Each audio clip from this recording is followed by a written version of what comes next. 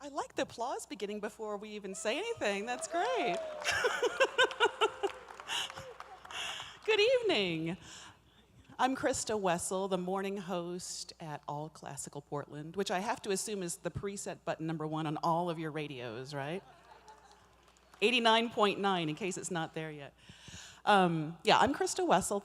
Thrilled you're here tonight. And this is our guest conductor for the evening. His name is Justin Brown.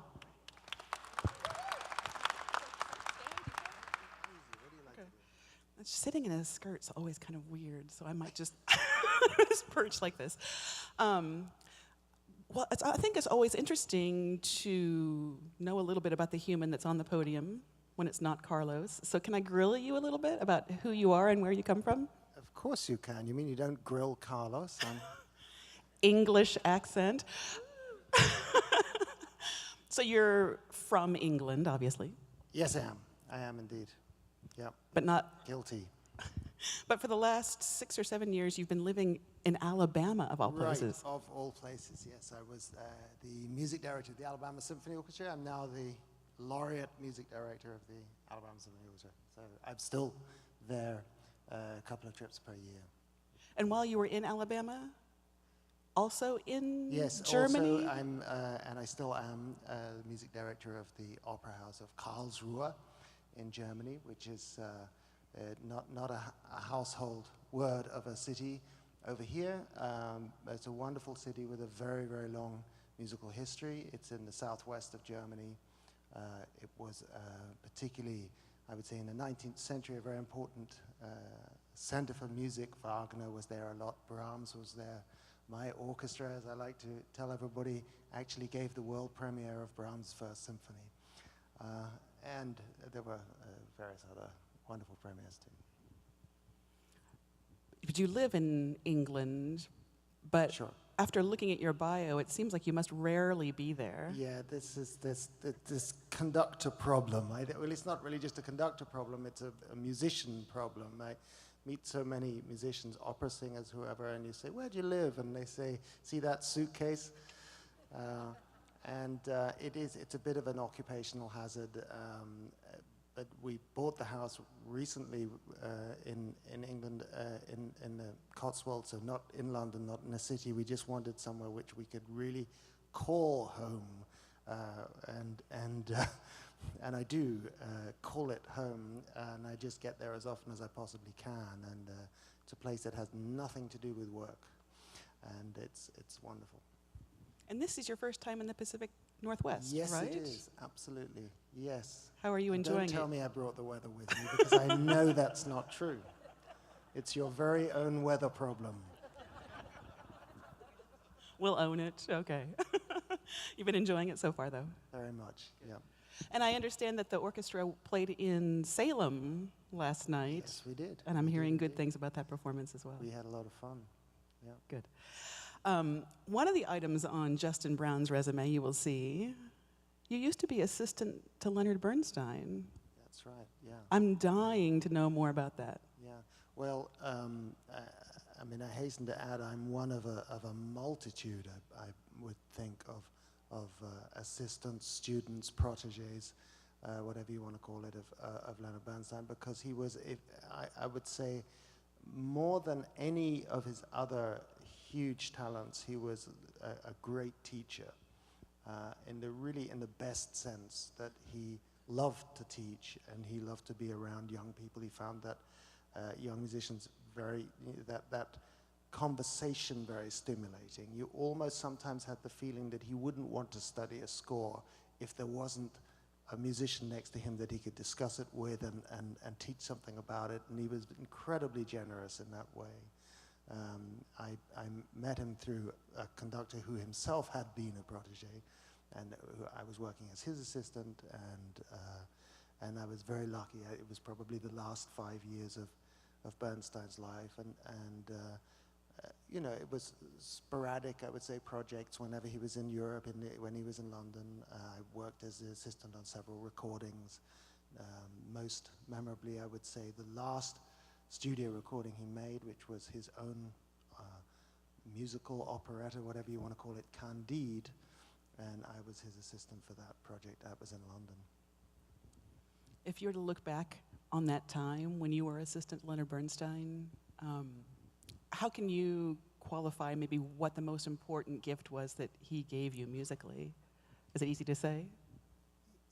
Yes, I mean, in a way it's easy to say now, and at the time, did I realize it? I don't know. I think I would say that you knew that was a huge experience. You knew you were going to be telling your grandchildren about it, and about every minute that you were, where he was that genuine article of a larger-than-life personality.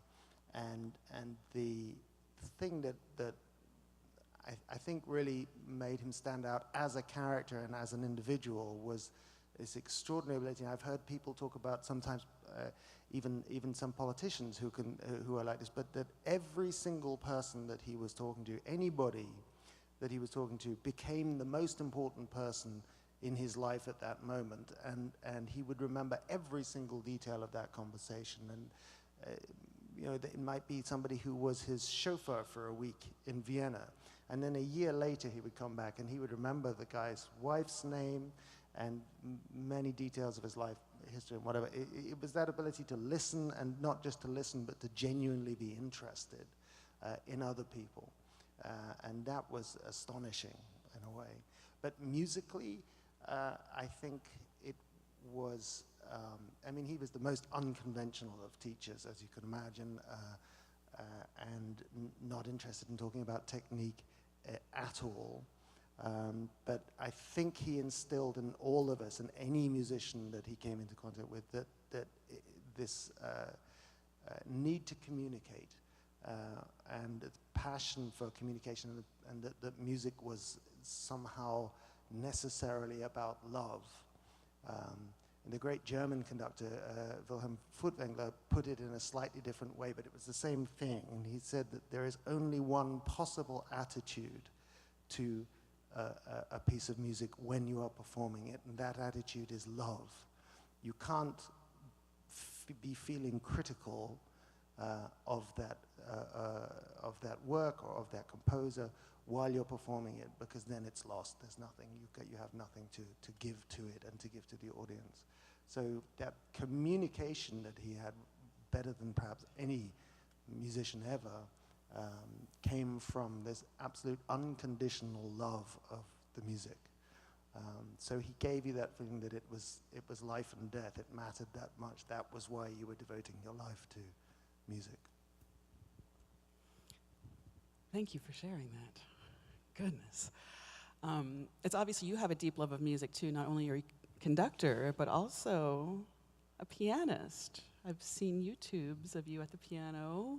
Quite fantastic. Is that what brought you to conducting, or has it been, what was the path? I'd say it was. I mean, my father was a very keen amateur musician in England. We have this extraordinary tradition of amateur music making, which goes back an awful long way. It's maybe less now than it used to be, but it was quite a normal thing for somebody to be really quite an accomplished musician, but not feel that they wanted to earn their living doing that. And he was that kind of musician, and he played the piano, and I suppose by the time I was big enough to see over the keyboard, I was playing it. So, you know, I think probably when I was 4 years old. So that was certainly my first love.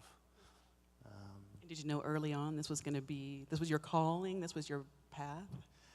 No, not exactly that it was my path, because as I say, my background and my upbringing was that wasn't what you did for a living. So there was that sort of difficult teenage time when I knew that really that was the only thing I wanted to do, but it somehow wasn't the approved route. But we kind of worked that out. We worked that out later. But yeah, the piano was the thing. But I think, and then I realized that really what I wanted to do was play with other musicians. I wanted to play chamber music rather than sit in the room and play solo all the time. Of course, I loved doing that, but I wasn't going to be that dedicated to spend all those hours in the room on my own. So it was more about making music with people. And I guess that sort of, in a way, I probably see conducting as a bigger version of that. I have a ridiculous question that I fully expect you to dodge the answer to. Piano, conducting orchestra, conducting opera. Favorite? No. I mean, I don't. There just isn't a way of saying. I saw one of your musicians, I think, on not yours, but one of your musicians in the symphony here when asked, I believe it was anyway, what was their favorite work, and the answer was whatever we're playing this week, and that's not a glib answer. It feels like that. I mean, here I am conducting this incredible music by Berlioz and Verdi and Ravel, and I'm just so, I'm so wrapped up in doing that. I don't feel like I'm an opera conductor in another life, but I don't have a favorite among those things. And then there's that little bit of you that I mean, if I was only doing the symphony conducting, I would miss the opera. And certainly I would hate to not be playing the piano. So. Fair answer. It was a trick question. So let's talk about the music. You mentioned Verdi, you mentioned Ravel, you mentioned Berlioz. What order should we tackle these in? First to last? Okay, we got 2 Shakespearean-themed works, and then a kooky piano concerto right between them. Let's talk about the Verdi first. It's a little bit of ballet music in a Verdi opera called Macbeth. Yeah, I love this opera. It was actually the first Verdi opera I ever conducted, and not such a well-known opera. He wrote it relatively early in his life. It was his first Shakespearean opera. He was crazy about Shakespeare. He had plans for other ones that he never did write, but he wrote 3 in the end, and this was the first of them. The amusing thing about this, about ballet music in opera, we talked about this the other day, that it was a kind of French idea. If you wanted to succeed in the French opera market, you had to throw in a ballet, because that's what they really wanted, or at least that's what the wealthy patrons really loved, was the ballet, or maybe it Girls in tutus. right, the ballet girls, maybe. One or two composers, you can feel them pushing back against this idea, and you feel it, of course, most of all with Wagner, who famously did write a ballet sequence for Tannhäuser in order to try to break into the Paris market, but he put it in the wrong place, and it didn't, and it flopped. But even with Verdi and this piece, the ballet comes, as it should do, more than halfway through the opera. But it's not just any average ballet music. It's music about the witches on the heath, and the opera is Macbeth. So it's no nice girls in tutus. It's pretty rugged music, and I mean, it's rough-edged. I mean, a lot of that early Verdi style is pretty rough-edged anyway. But this, if you think you're going to hear a ballet, it's probably going to be a little surprising. When I had Justin Brown at All Classical Portland earlier this week for an interview, we were talking about the program as a whole, and I think the word we came up to describe the whole thing was kind of wild and crazy. That ballet is a little bit wild, as is the Berlioz. Shakespearean music turned to 11, wild, crazy. Yeah, and I mean, those, I would say Verdi and Berlioz were the two most sort of devoted fanatics of Shakespeare among all composers, really. And so many people have written Shakespearean works, and many, of course, have written Romeo and Juliet. There's at least one very famous opera, one very famous ballet by Prokofiev, one very famous orchestral work by Tchaikovsky, those composers are using the theme and the story and writing wonderful music, but somehow Berlioz is the guy that inhabits the whole thing, and finds the musical equivalent for this no-holds-barred, over-the-edge quality that Shakespeare gets into his. Right, because Berlioz is not known for being restrained. He wears his heart on his sleeve, lots of brass, lots of winds, doing crazy things. It's wild. Yeah, and he was criticized for that in his own time. I mean, he was seen as almost, well, I think he was described as incompetent as a composer. He was always trying to win the right prizes and the composition awards, and all the academic composers were saying, no, you can't write that progression like that. You can't write that theme for that instrument. You can't. It's all wrong. And by the rule book, it is all wrong. But you know, Romeo wasn't playing by the rule book when he fell in love with Juliet. And so if you're going to write about that, then you have to find, you have to let go. And Berlioz was a master of orchestration as well. So that the sounds he conjures up and the way he orchestrates them are really very modern, really is the only way to say it, groundbreaking. As is, in fact, the shape of this and the form of this work, Romeo and Juliet. He didn't know what to call it because it's neither a symphony, it's certainly not an opera, it's not an oratorio. The complete work, we're not playing the complete work tonight, we're playing the orchestral sections of it, and that's a tradition which Berlioz himself started, by the way, so, I mean, don't feel shortchanged. But the entire work has singers and choruses as well. But that isn't to say that there's a singer who sings the role of Romeo and a singer who sings the role of Juliet. The protagonists are played by the orchestra. So the love story is purely orchestral. The choral movements comment on the action. They describe it. There's a wonderful two-verse song for an alto soloist, which is simply a rumination on how incredible Shakespeare was. And that finds its way into this work. And then the finale in the full work, that is almost operatic. And this is the scene, and if you know the play very well, it doesn't end with the death of Romeo and Juliet. There's then a scene where the two families threaten to break out into war again. And Father Lawrence separates them and draws the moral of the story and orders them to live in harmony with each other at the end. Berlioz set that whole scene as a great big operatic finale. But curiously, in the 19th century, quite often performances of the play did in fact end with the death of Romeo and Juliet, and that's where we end tonight, because that's the last purely orchestral movement. Is absolutely crazy, there's no other word for it, barking mad piece of music, which he wrote for the scene where Romeo arrives in the tomb and sees Juliet as he thinks dead, and she of course has taken a drug to appear to be dead, and he thinks she's dead, so he takes poison, then she wakes up, and then he dies, and then she stabs herself. You all know the story, but the music he conjures up with that is just like nothing else anybody could have come up with.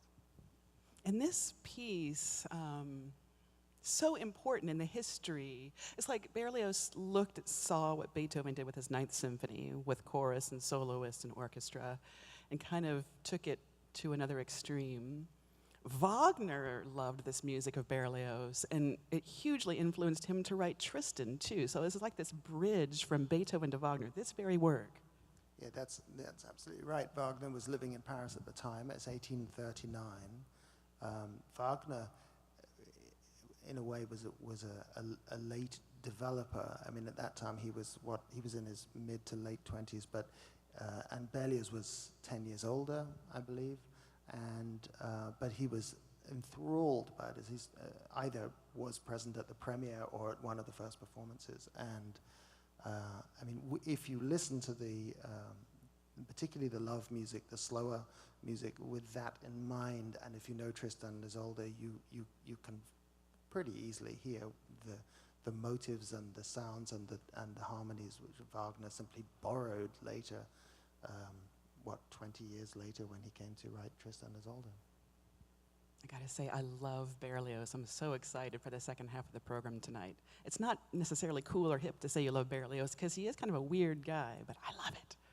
Good brass. I ran into one of your bassoon players on the street the other day. He's like, yeah, we love Berlioz too, because he always writes for a forest of bassoons. Yes, he does. Forest of, that's the collective noun, that's right.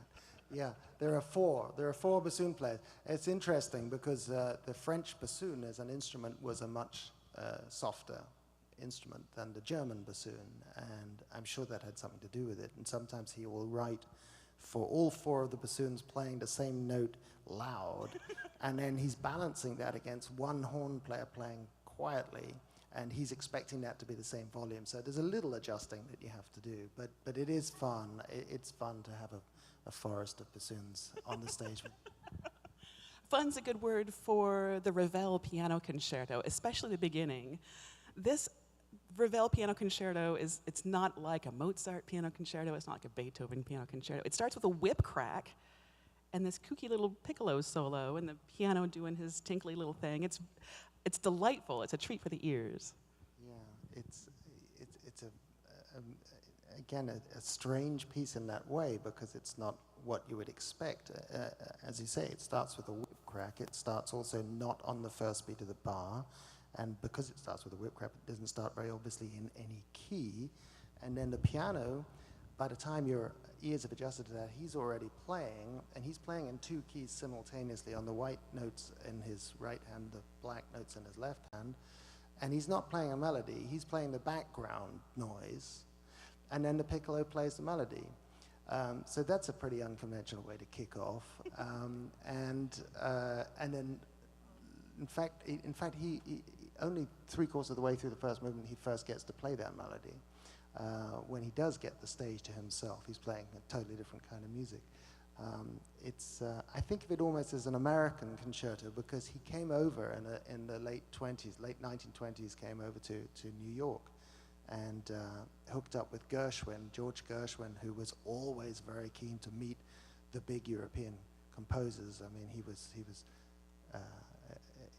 enthralled by those meetings, and he got to know some of the really big names, Stravinsky, Schoenberg, of course, and Maurice Ravel. And he took Ravel to Harlem, and they went to hear jazz clubs, and